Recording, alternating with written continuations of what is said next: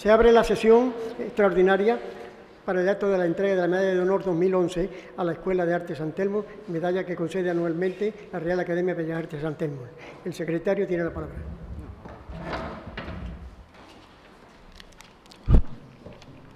Buenas tardes. Señor presidente, autoridades, académicos, querido director de la Escuela de Arte San Telmo, señoras y señores. Esta Real Academia de Bellas Artes de San Telmo, en sesión ordinaria celebrada el jueves 26 de enero de 2012 en la Sala de Conferencias y Exposiciones Cajamar, cumplidos los trámites establecidos por la reglamentación en fecha 31 de marzo de 1988, tomó el acuerdo por unanimidad de conceder la Medalla de Honor de la Academia correspondiente a la anualidad 2011 a la Escuela de Arte San Telmo de Málaga por sus muchos y reconocidos méritos en el campo de la docencia de las bellas artes. La propuesta vino avalada, como es preceptivo, por la firma de los académicos de número, ilustrísimas señoras doña Rosario Camacho Martínez y doña María Morente del Monte y el ilustrísimo señor don Jesús López García Suso de Marco.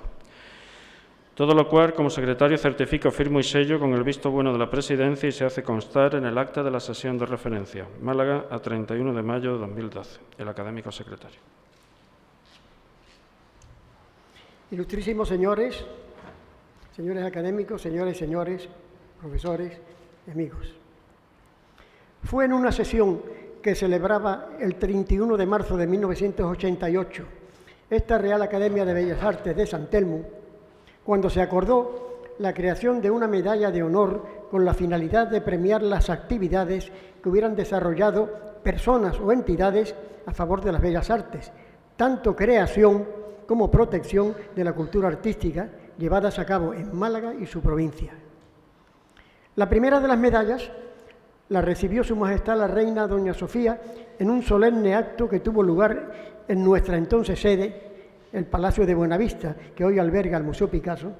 el día 19 de enero de 1989. Personalidades y entidades diversas la han venido recibiendo, que yo recuerde en mis años de presidencia, el Archivo Díaz de Escobar, en 2005, integrado en el Museo de Artes y Costumbres Populares de Unicaja, la Fundación Málaga, en 2006, por su labor de mecenazgo y patrocinio, el poeta Pablo García Baena, en 2007, brillantísima personalidad de nuestro panorama literario y auténtico poeta, reiteradamente distinguido,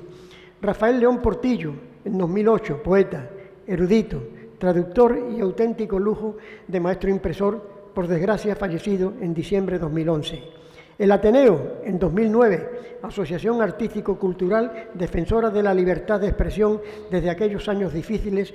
en que se crea. Y el Museo del Vidrio y del Cristal, en 2010, espacio museístico definido por un querido compañero como selecto hábitat de singular riqueza histórica y arquitectónica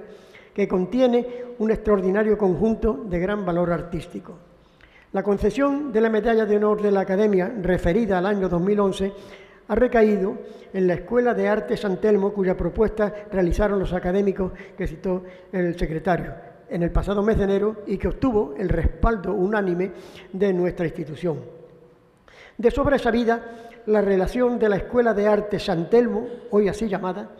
con la Real Academia de Bellas Artes de San Telmo, la originariamente conocida como Escuela Provincial de Bellas Artes, que se remonta a 1851, era dependiente de la Academia creada en 1849 y quedaba bajo su inspección y vigilancia. Sus profesores fueron miembros natos de la Academia hasta la separación de ambas instituciones en 1892, si bien ésta ha seguido teniendo a lo largo de su dilatada historia numerosos académicos docentes de la escuela, artistas de prestigio. También ha sido notable su trayectoria participativa en el arte de nuestra ciudad, con más de 160 años de actividad dedicada a la docencia y, por extensión, a la difusión de la cultura. Incluso hasta hoy, uno de sus profesores acaba de jubilarse, Suso de Marcos, de la sección de escultura, y como tal pertenece a nuestro corpus académico. No quiero dejar de mencionar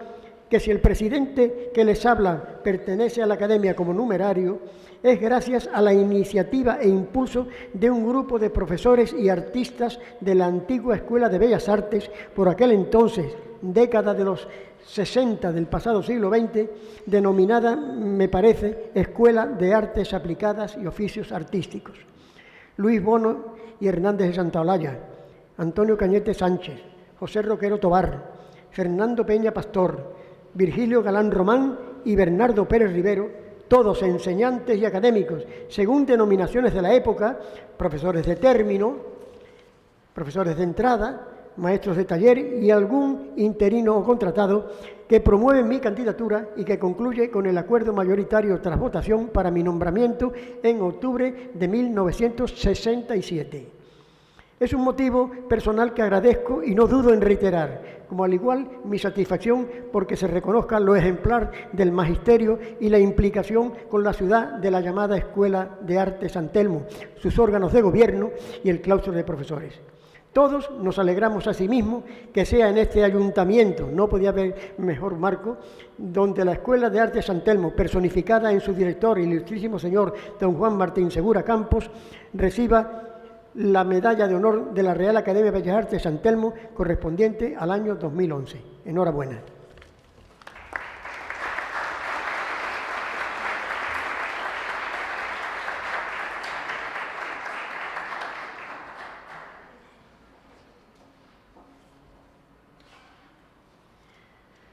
Yo ruego al ilustrísimo señor director de la Escuela de Arte San Telmo que se acerque a la mesa para hacer la entrega.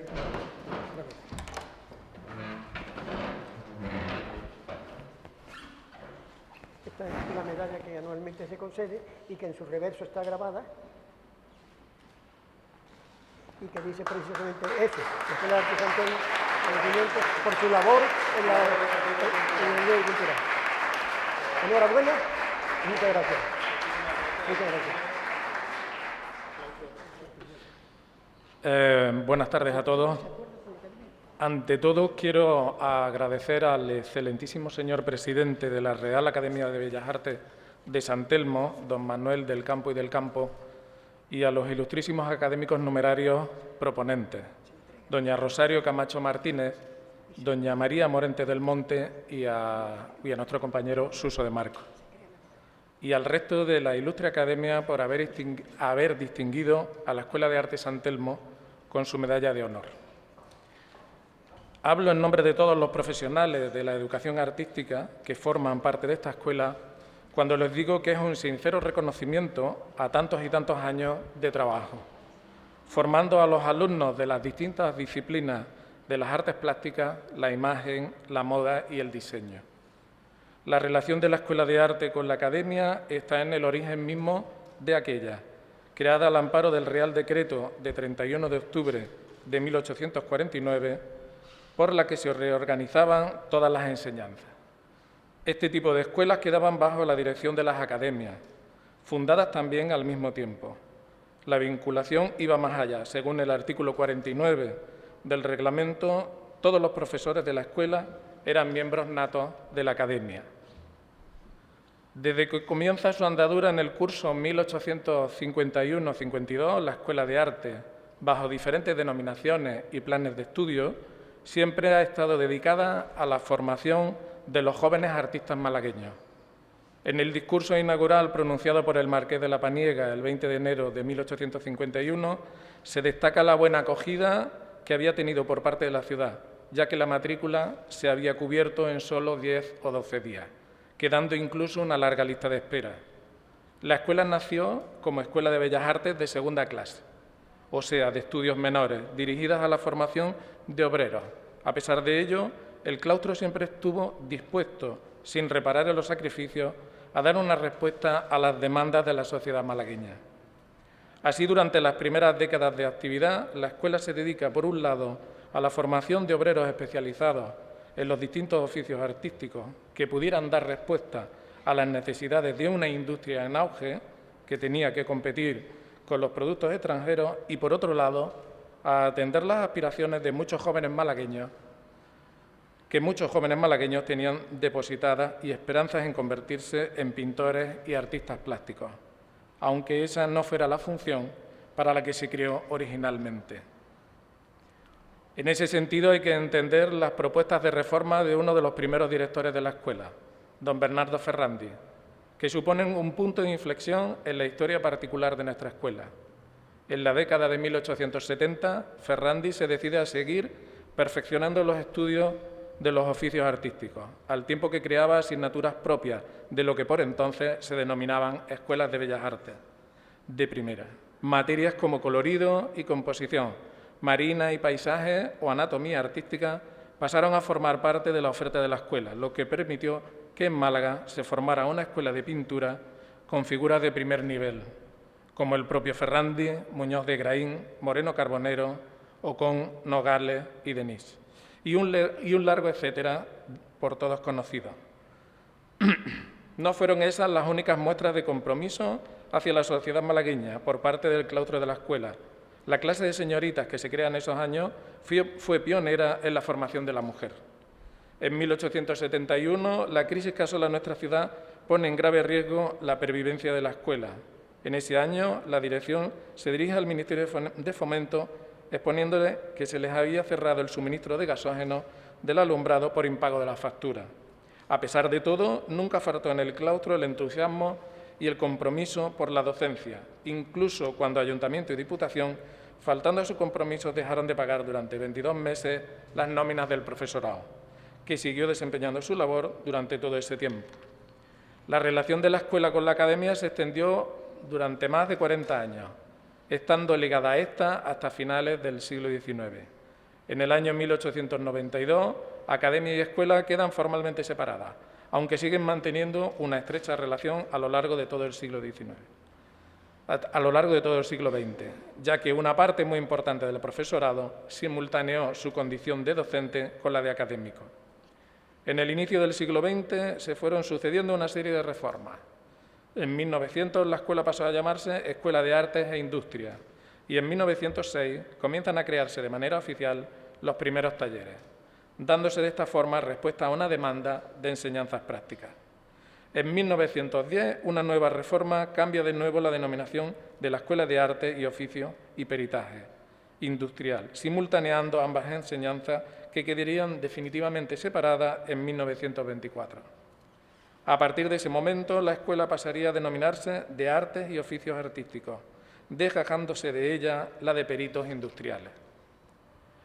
Con estas reformas parecía que la escuela quedaba definitivamente enmarcada en el ámbito de los oficios artísticos. Sin embargo, el claustro siguió escuchando las demandas que desde la sociedad llegaban. Así, el Plan 1910, que se mantuvo vivo hasta el inicio de los años 80 del siglo XX, simultaneándose incluso con el Plan 1963, permitió la formación de muchos artistas locales gracias a que se mantuvo la docencia en materias como dibujo artístico, dibujo del natural, colorido o composición. En el campo de los oficios artísticos siempre ha habido una adaptación a las demandas de la ciudad. En el siglo XIX se formaron en nuestras aulas grandes litógrafos como Rafael Alcalá o Joaquín Gutiérrez Díaz, maestros a su vez de varias generaciones de profesionales de las artes gráficas, diseminados por España y América. Posteriormente, con la creación del título de graduado en Artes Aplicadas, se dio respuesta a la demanda de nuevos profesionales, como decoradores y publicitarios, sin olvidar nunca los oficios clásicos como los maestros en talla, que en los últimos años han disfrutado de la docencia de Suso de Marco. Años después, el Plan 1963 cambia totalmente la estructura de estas enseñanzas. Las escuelas pasan a denominarse Escuelas de Artes Aplicadas y Oficios Artísticos, con una duración en los estudios de 5 años, distribuidos en 3 años de estudios comunes y 2 años de especialidad, elegida por el alumno. Tras finalizar los estudios, estaban obligados a realizar un examen de reválida, que una vez superado les permitía obtener el título de graduado en Artes Aplicadas y Oficios Artísticos, en la especialidad cursada por el alumno. Posteriormente, la Ley de Educación, la LOCSE, se fue implantando de manera progresiva al mismo tiempo que se extinguía el Plan 1963. A partir de ese momento, las escuelas pasan a tener la denominación de Escuelas de Arte y se comenzó a impartir el bachillerato artístico en sus 2 modalidades, Artes Plásticas y Artes Aplicadas, así como ciclos formativos de Artes Plásticas y Diseño, tanto de grado medio como de grado superior, con una gran oferta educativa. El bachillerato a lo largo de estos años y desde su implantación en nuestros centros ha sufrido cambios en su estructura y denominación. En la actualidad se imparte el bachillerato de Artes Plásticas, Diseño e Imagen. Los ciclos formativos de Artes Plásticas y Diseño han tenido y siguen teniendo una gran aceptación por parte del alumnado y de la sociedad, gracias a la variada oferta educativa, el amplio abanico de especialidades y que una vez finalizados estos estudios, el alumnado puede continuar estudios superiores o universitarios. Por otra parte, hay que destacar la gran aceptación en el mercado laboral de nuestras enseñanzas, gracias a la formación en centros de trabajo y al seguimiento sobre la inserción laboral del alumno. Somos un centro de referencia en la ciudad de Málaga, en la provincia y en la comunidad andaluza. Somos la tercera escuela de Andalucía en tamaño y número de alumnos y contamos como centro público con el reconocimiento a la excelencia educativa, gracias a los premios y galardones obtenidos durante estos años por nuestros alumnos. Los cambios sufridos por la sociedad han provocado cambios sustanciales en la función académica. La utilización cada vez más frecuente de las tecnologías de la información y la comunicación, las tecnologías digitales y su aplicación en las aulas son cada vez más demandadas por los alumnos y por las empresas donde estos alumnos tendrán su futuro. Una actualidad dominada por la imagen gráfica y digital, por la inmediatez en el acceso a la información, genera una demanda de profesionales de las artes plásticas y el diseño con una alta preparación en sistemas informáticos y en programas asociados al diseño y a la imagen. Todo esto sin olvidar y sin dejar de lado lo tradicional, la manufactura artística, la sensibilidad y la creatividad de estos futuros profesionales. La función educativa y social de la escuela sigue siendo, en el fondo, la que era hace 100 años. Formamos a los alumnos en su respeto y aprecio hacia las expresiones artísticas de las diferentes artes plásticas. Les capacitamos, además, para que ellos mismos puedan realizar y dirigir proyectos complejos que requieran elevados conocimientos técnicos y artísticos y tecnológicos, así como suficientes destrezas y habilidades artísticas como para que se puedan denominar obras de arte. Hasta aquí hablamos de pasado y presente de la Escuela de Arte San Telmo, pero en el futuro, ¿qué nos depara? La Consejería de Educación de la Junta de Andalucía anunció el pasado 2 de abril de este año la implantación para el curso próximo de las enseñanzas artísticas superiores de diseño, en sus especialidades de diseño gráfico y diseño de moda. Estas enseñanzas superiores, que han sido demandadas durante largo tiempo, tanto por las escuelas como por los alumnos, se van a impartir en la Escuela de Arte y ponen a la ciudad de Málaga a la cabecera de la oferta educativa de carácter artístico de toda Andalucía. Nos convertimos en la provincia con la mayor y más amplia oferta, situando a la sociedad malagueña en una posición de privilegio a la hora de formarse en estas disciplinas. Estas enseñanzas artísticas superiores, que tienen una duración de 4 años y una equivalencia de 240 créditos ECTS, incluyen, además de la formación académica, un periodo de práctica que se podrán realizar en países de la Unión Europea y un proyecto final de carrera. La Escuela de Arte San Telmo tiene ante sí un futuro prometedor, no exento de dificultades y obstáculos, pero que nos anima a los profesionales que allí trabajamos a dar lo mejor de nosotros mismos. Las expectativas de formación artística son hoy día inmejorables para los alumnos malagueños y estoy convencido de que la escuela estará a la altura de esas expectativas. Hoy en día la escuela vuelve a vivir tiempos de cambio y tiempos de crisis, pero de la misma manera que sus predecesores, el compromiso del claustro con la sociedad malagueña y con la formación de sus jóvenes sigue intacto. Quiero terminar agradeciendo a toda la sociedad malagueña el que haya confiado en la Escuela de Arte San Telmo para la formación artística de sus jóvenes y no tan jóvenes, y a la Real Academia de Bellas Artes de San Telmo por este galardón que recibo en nombre y representación de la escuela. Muchas gracias.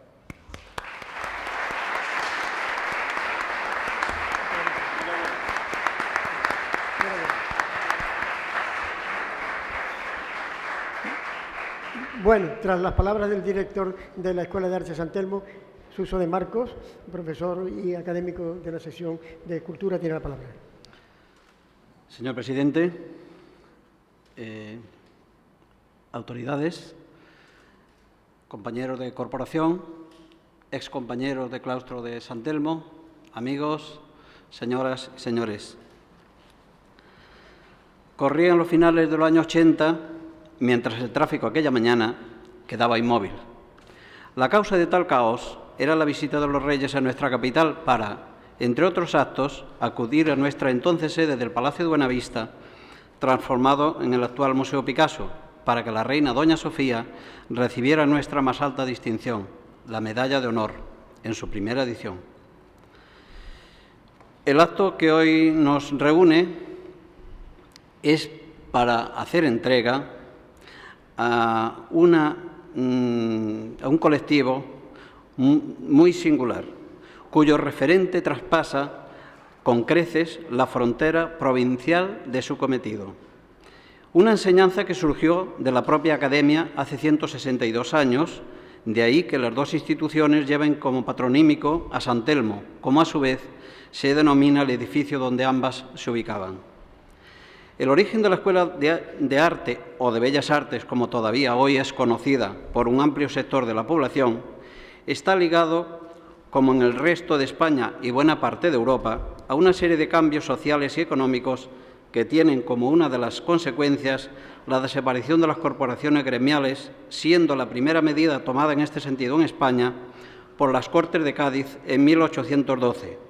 una fecha, por cierto, muy recordada este año por su 200 aniversario. Ya desde finales del siglo XVIII habían surgido en nuestra ciudad varios intentos de creación de academias y sus derivados educativos interesados, así como la defensa de unos supuestos privilegios respecto de los artesanos. Este fue el caso de la denominada Academia de las Cuatro Nobles Artes, esto es, pintura, escultura, arquitectura y dorado. En este contexto, el que esta última especialidad esté incluida dentro de estas supuestas artes mayores se explica porque algunos miembros, sobre todo pintores, ejercían también este oficio de doradores y no querían perder esta fuente de ingresos. Sin embargo, lo que aquí solo se une por mero interés económico se encargaría de hacerlo la evolución artística entrado el siglo XX, mediante la experimentación de numerosos creadores con técnicas mixtas, siendo uno de los máximos exponentes de esta corriente el suizo Paul Klee. Avanza el siglo XIX y nos encontramos en el momento en que se han superado una serie de envites, como la guerra contra los franceses, epidemia de fiebre amarilla, etc. Y aparecen unos nombres señeros en la sociedad malagueña, Loring, Heredia, Larios, etc., que impulsan el fenómeno de la expansión industrial, lo cual requiere no solo más mano de obra, sino de mejor cualificación. Esta situación propicia la aparición de nuevas propuestas de escuelas de dibujo, como la que realiza la Sociedad Económica de Amigos del País en 1820, o el Liceo a partir de su inauguración en 1843. Estos anhelos tan largamente madurados comenzaron a cumplirse con la creación de la Academia en la ya reseñada fecha por nuestro presidente y por el director de la escuela en 1849, y que, cumpliendo el Real Decreto, ha de organizar los estudios de Bellas Artes, que a Málaga le han otorgado de segunda clase o estudios menores, aunque en el mismo decreto de fundación también se contemplaba la posibilidad de acceder a los superiores, lo cual va a generar unas expectativas y bastante confusión a lo largo del siglo XIX. El arranque se produce con la sesión celebrada por la Real Academia el 30 de diciembre de 1850, en la cual se procedió a formar las ternas para el nombramiento de los catedráticos que ocuparían las 5 disciplinas establecidas: dibujo de figura, dibujo lineal y adorno, dibujo aplicado a las artes y a la fabricación, aritmética y geometría propias del dibujante y modelado y vaciado de adornos. A estas se añadiría una extra de paisaje, que se haría posible mediante la extracción proporcional de los sueldos de las anteriores. Como vemos, ya comienza aquí un problema que acompañará a la escuela desde sus orígenes, el económico. Algo que desgraciadamente ha vuelto a reproducirse en nuestros días a nivel general y de modo especial, como todos conocemos, en la educación. Para completar aquel equipo es designado como director al litógrafo Antonio Maqueda Gutiérrez. Después de superado el engranaje fundamental como la elección de profesores, búsqueda y acondicionamiento de los espacios, adquisición de materiales, etc., el día 20 de enero de 1851 tiene lugar la solemne inauguración de la escuela, en cuyo acto el presidente de la Academia, don José María Freire Alcalá Galiano, marqués de la Paniega, pronuncia un discurso en el que, con sus enfáticos elogios al clasicismo, deja ver su línea de pensamiento en relación con el arte. Hace referencia a las futuras ventajas de los conocimientos en relación con la industria, así como a otras ocupaciones sobre las que opinaba. Por medio de las bellas artes, el ingenio se adelanta y afirma. Además, y como consecuencia del temor a la competencia que pudieran ejercer los extranjeros que acudían a nuestro territorio, ensalza el potencial de nuestro alumnado afirmando: no necesitan nuestros compatriotas más que educación artística para llegar a competir y aún aventajar a los demás del mundo civilizado. Este acontecimiento fue ampliamente difundido por todos los medios locales del momento, lo que supuso que se cubrieran casi todas las matrículas y se formara una lista de 72 aspirantes, la mayoría de los alumnos extraídos de las actividades industriales y artesanales, por lo que no es de extrañar que la única cátedra que quedó sin cubrir fuera la de paisaje, mientras que sí se impartiría modelado y vaciado, que, aunque sin presupuesto, lo hizo posible la desinteresada colaboración del designado para ello, el célebre barrista Rafael Gutiérrez de León. Para lo que sí hubo algo de presupuesto fue para la adquisición de modelos gráficos, así como para las reproducciones clásicas en yeso, procedentes en su mayoría de Cádiz, Sevilla o Barcelona, ciudad esta en cuyo Museo Picasso se puede observar el servicio prestado por estos modelos en la formación artística del genio malagueño. Como dato complementario diré que el presupuesto de gastos en sueldos de personal y material de este primer curso ascendió a la cantidad de 80.498 reales de vellón. Transcurrida la primera década del funcionamiento de la escuela, aquella beneficiosa industria empieza a decaer. Esta circunstancia, unida al deseo de algunos artistas locales de que los estudios más puramente artísticos prevalecieran sobre los artesanales, propicia el que se iniciaran gestiones en este sentido, que además son apoyadas por la prensa local. Estas gestiones por fin dan sus frutos al aprobar el Gobierno el expediente instruido por el Ayuntamiento y la Diputación para la creación de la Cátedra de Pintura y Copia de Cuadros por Real Orden de 10 de agosto de 1867. A esta plaza concurren artistas de todo el territorio español, pero no de Málaga, por carecer aquí de los correspondientes estudios, fruto de una población desatendida que alcanzaba un índice de analfabetismo en 1860 del 81%. La cátedra es ganada por el valenciano Bernardo Fernández y Badenes, que toma posesión de la misma el 24 de abril de 1868. En este momento, con él, comienza una de las etapas más fructíferas de la trayectoria de la escuela. En el recién llegado confluyen una serie de características desconocidas entonces por aquí y que le sitúan rápidamente como un líder. Posee estudios en la Academia de San Carlos de Valencia y en Madrid, bajo la dirección de Federico Madrazo. Ha estudiado en París, le avalan ya galardones, capacitado como político progresista, y su aprendizaje y amistad con Mariano Fortuny le confieren una reputación de la que quieren participar, aunque sea como alumnos, muchos de los aspirantes a pintores. Así, sin dejar de atender la orientación artesanal, se fue creando un grupo de adeptos en torno a él, que en poco tiempo su asignatura pasaría a ser una de las disciplinas más solicitadas. Uno de los discípulos predilectos, Bermúdez Gil, nos ha dejado una fiel descripción del maestro. En los finales del año 1868 llega a Málaga un mozo de color muy moreno, la frente despejada, la boca ancha, los labios gruesos y comisuras levantadas, el pelo negrísimo, cuidadosamente despeinado en una melena semejante a la de Velázquez en la rendición de Breda, la barba espesa, amplia, en dos bandas partida, alto de cuerpo, el paso rápido como de quien pretende llegar pronto a una cita, el gesto enérgico y expresivo y en extremo cortés. En don Bernardo se daban dos cualidades que le hacían casi ideal: su relativo prestigio profesional como pintor y su capacidad pedagógica docente, que no tarda en poner de manifiesto al presentar a los 2 años de actividad el primer proyecto de reforma, en el que se planteaban nuevos y mejores puntos de vista docentes, lo cual le acarreó no pocos problemas y enemistades, sobre todo con la academia. Pero no era este hombre presa fácil del desaliento y continuó su tarea de mejora docente, invitando a otros artistas a establecerse en Málaga, como es el caso de Antonio Muñoz de Grey, que acude a colaborar con él en el techo del Teatro Cervantes y que, algunos años más tarde, entrará a formar parte del cuadro docente, como era el deseo de ambos. Otro de los ejemplos de esta corriente es Antonio Galvién, que toma posesión de su plaza el 5 de agosto de 1876 y, en línea pedagógica con Ferrández, que no en temperamento, publica en 1882 su Tratado Práctico de Dibujo.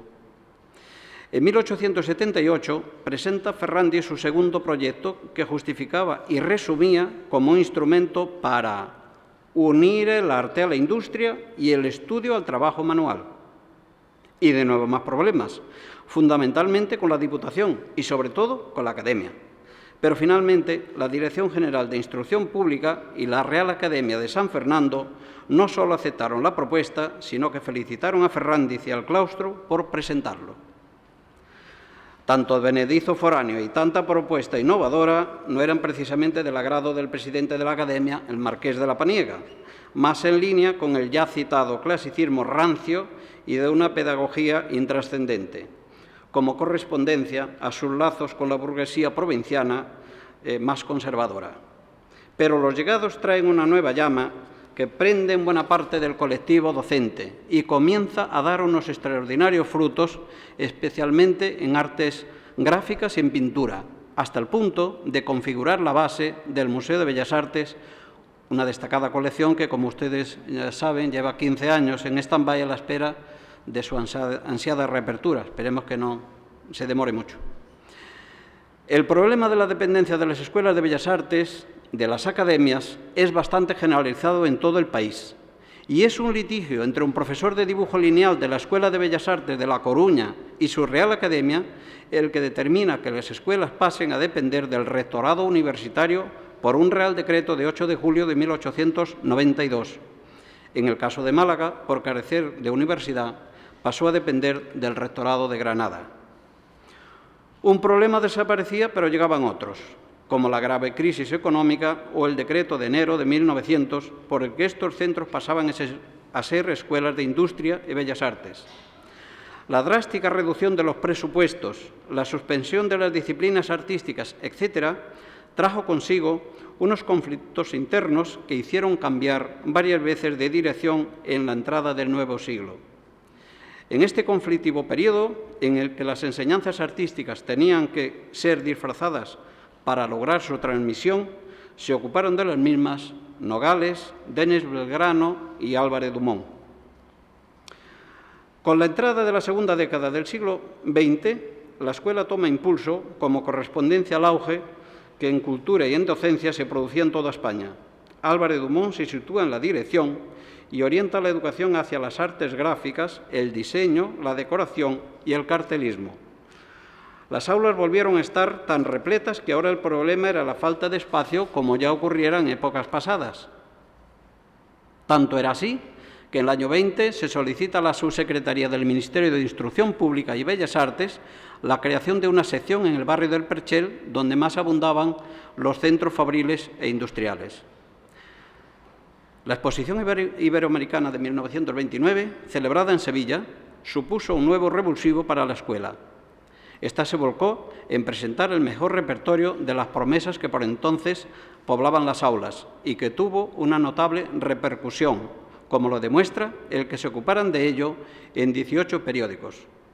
Esto llevó consigo un arduo trabajo previo y así, el 11 de diciembre del año 27, la escuela organiza un acto de propaganda en el que se exponía el programa a desarrollar y se animaba a todos a participar. En uno de los apartados decía el orador: tenemos el deber de manifestar y poner de relieve ante el público hispanoamericano que ha de acudir al gran certamen las excepcionales aptitudes, las imponderables condiciones artísticas de los hijos de Málaga y su capacidad para el ejercicio de las industrias artísticas, de los oficios bellos, demostrando al propio tiempo que España, que el Gobierno español se preocupa y atiende a la enseñanza en el sector artístico industrial, en la antesala del paraíso que es este pedazo de tierra bendita que se llama Málaga. Obsérvese en este párrafo que la retórica de los elogios y esperanzadores mensajes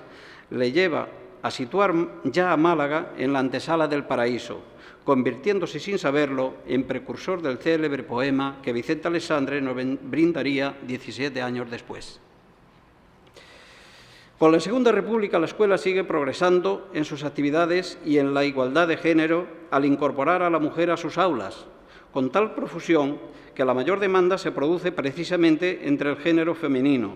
lo que origina una nueva demanda de espacio y profesorado por parte de su director, Álvarez Dumont.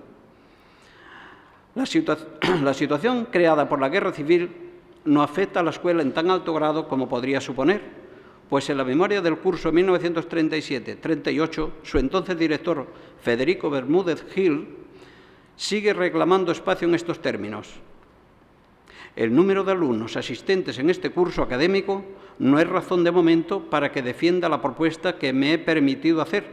pero cuando la juventud que ahora cumple los sacratísimos deberes militares vuelva gloriosamente a reintegrarse a la normalidad de nuestras aulas, como en años pasados, dejarán sin puesto a numerosos estudiantes, lamentable suceso al que se debe poner remedio.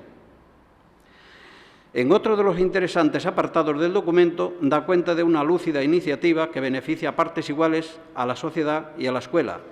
Otra cosa es como lo dice. Me he permitido, con anuencia del señor rector del distrito, implantar accidentalmente el taller de restauraciones artísticas, porque por los destrozos y sacrilegios cometidos por los rojos en el acervo artístico malagueño, en los templos principalmente, reclama la necesidad inexcusable de repararlos, y nadie mejor ni organismo más indicado que la escuela. De nobilísimo abolengo para realizar la patriótica empresa, evitando de paso intromisiones oficiosas de quienes, sin habilidad y sin cultura, impulsados por el lucro, pretendieran poner mano en obras merecedoras de la más alta estimación. Si logramos aislar del contenido la decantación político-religiosa, nos encontramos con una acertada propuesta en materia de restauración. A este respecto, quiero yo personalmente recordar que si las muchas intervenciones que se llevaron a cabo en la posguerra y aún demasiadas en nuestros días, se plantearan sobre criterios mejor asistidos de cultura y formación artística, se podría disfrutar de una mayor autenticidad de nuestro patrimonio artístico. Avanza el siglo XX y con él la escuela, que en 1945 obtiene un nuevo reconocimiento, esta vez en la tercera exposición nacional de estos centros celebrada en Valencia. Y al llegar los años 60, la sociedad española toma un mayor contacto con el exterior. El popular utilitario 600 comienza a recorrer las infames carreteras de la geografía nacional y a los medios de comunicación existentes se suma ahora la televisión. En este contexto, estas enseñanzas también tratan de ponerse al día con un nuevo plan de estudios mediante el decreto de 24 de julio de 1963, aunque habría que esperar hasta la orden de 7 de octubre del 68 para la entrada en vigor de los cuestionarios. Me he referido en varias ocasiones a las solicitudes de los sucesivos directores reclamando mayor espacio para las actividades formativas que impartía o podía impartir la escuela. Y es de la mano de Antonio Cañete Sánchez que el sueño se ve realizado con la inauguración en el año 1971 del nuevo edificio construido en el Ejido, el cual, con sus aproximados 3.600 metros cuadrados, no solo permite el abandono de la sucursal ubicada en calle Carretería, sino también descargar notablemente las históricas dependencias de San Telmo, con las que conviviría hasta finales de los años 80, en que la declaración en ruina del edificio fuerza el desalojo y priva a la escuela de un lugar referente en el centro de la ciudad. A pesar de ello, la demanda no se resiente. Por el contrario, con la implantación de la LOSE y el bachillerato artístico, aumenta considerablemente, haciendo necesario el desdoble en algunos de los ciclos formativos de grado superior, lo que, unido a la reducción de 5 a 2 años de estudios, multiplica el paso de los alumnos por sus aulas. Espacios estos, las aulas, a los que ya no queda limitada la actividad formativa, puesto que ahora con más profusión se establece el contacto directo con la sociedad, a través del cumplimiento del articulado de la nueva normativa, pero sobre todo por la vocación del propio centro de dinamizar sus enseñanzas, y ello mediante fórmulas como su programa de exposiciones dentro y fuera de sus instalaciones, viajes culturales, intercambio prácticas de alumnos con el extranjero, intervenciones en la conservación del patrimonio, conferencias, intervenciones en espacios públicos, como las llevadas a cabo en la Plaza de la Merced con motivo de la inauguración del Museo Picasso, realización de obras en el ámbito nacional a través de concursos o la colaboración con distintas instituciones públicas y privadas, principalmente de la provincia, además de la constante predisposición de la mayoría de su profesorado por la investigación en la aplicación de nuevos materiales y tecnologías, ya sea actualizando aquellas manufacturas tradicionales como incorporando las novedosas posibilidades informáticas. Asimismo, cabe señalar la capacidad de este colectivo para la organización de otros eventos como el reciente Congreso de Jornadas de Escuelas de Andalucía. Esta provincia y su capital, con un importante peso por el número de habitantes, a los que esta tierra ha dotado de una especial sensibilidad para el arte plástico y la literatura, aunque no disponga de universidad hasta muy tarde y de Facultad de Bellas Artes muy recientemente, han tenido en la Escuela de Arte su único centro de atención a tantas ilusiones, que allí encontraron la vía para el cumplimiento a sus objetivos. Como ya he referido, el propio centro tenía también un objetivo, desde su creación, impartir enseñanza superior. Pues bien, ha sido en el presente curso que, de la mano de un eficaz equipo directivo al mando de don Juan Martín Segura Campos, actual director, ha conseguido su ansiada implantación en 2 especialidades, lo que, unido a otros logros, la sitúan a la cabeza de estos centros en Andalucía. En su fructífera trayectoria recala una destacada parte de la historia de los últimos siglos de Málaga, que, por cierto, se debía de publicar para generar conocimiento. Un recorrido al que está unida la Academia no solo por su creación, sino porque hasta el pasado año ha contado entre sus miembros con algún componente del claustro de la escuela, por lo que hoy no solo premiamos la magnífica labor prestada por esta institución a la sociedad malagueña, sino que también queremos agradecer en particular los servicios prestados a nuestra Real Academia. Según el polifacético pensador Ernest Fischer, el arte es necesario para que el ser humano pueda conocer y cambiar el mundo, pero también es necesario para la magia inherente a él.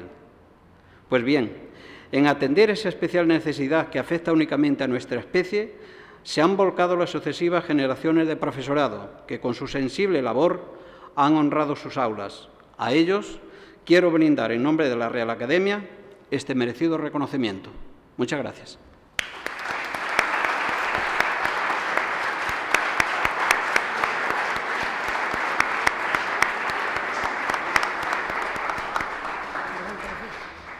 Bueno, muchas gracias y a ustedes todos por su asistencia, y se levanta la sesión.